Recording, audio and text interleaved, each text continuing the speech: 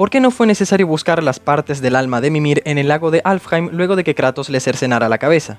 Lo primero a tener presente en este caso es que Mimir no fue revivido, solo reanimada su cabeza. Él murió en el momento en que Kratos lo decapitó y ya no tiene forma de recuperarse por completo. De las 4 partes que conforman el alma según el lore de la saga nórdica, Mimir solamente pudo conservar la mente. Así es como se mantiene consciente de lo que sucede, su memoria no está fragmentada, sigue siendo muy sabio y no tiene episodios de locura. De hecho, para Mimir nunca fue una opción ir en busca de las demás partes de su alma luego de morir, porque era plenamente consciente de lo que suponía ser liberado de su prisión. De lo contrario, le habría contado a Kratos sobre el lago de las almas desde el inicio. Es más, cuando se ofrece a acompañar a Kratos y a Atreus, Mimir fue muy claro al decir que no necesitaban su cuerpo para guiarlos a Jotunheim, solo su conocimiento. Además, su cuerpo permaneció en la cima de Midgard descomponiéndose durante demasiado tiempo, por lo que ya no serviría como recipiente de todas formas. Y aunque Mimir sufra constantemente la ausencia de las demás partes de su alma, por suerte, el ser no requiere de un alma completa para mantenerse funcional. Veamos el caso de Garm, por ejemplo, un ser que en esencia estaba muerto, pero pudo tomar conciencia una vez Atreus depositó la parte del alma de Fenrir correspondiente a la mente, dado que hasta ese momento no era capaz de razonar, atacando por instinto y descontroladamente. Colocar la cabeza de Mimir en otro cuerpo tampoco habría funcionado, simplemente porque las reglas en ese sentido no funcionan así. De lo contrario, Sindri podría haber usado la parte del alma que le faltaba a Brok tomándola de otro ser, pero tal vez eso habría alterado el comportamiento de Brok y lo hubiese vuelto bastante inestable, ya que no serían compatibles, no como ocurre en el caso de Garm, que era un lobo y la mente que se le implantó también era de uno.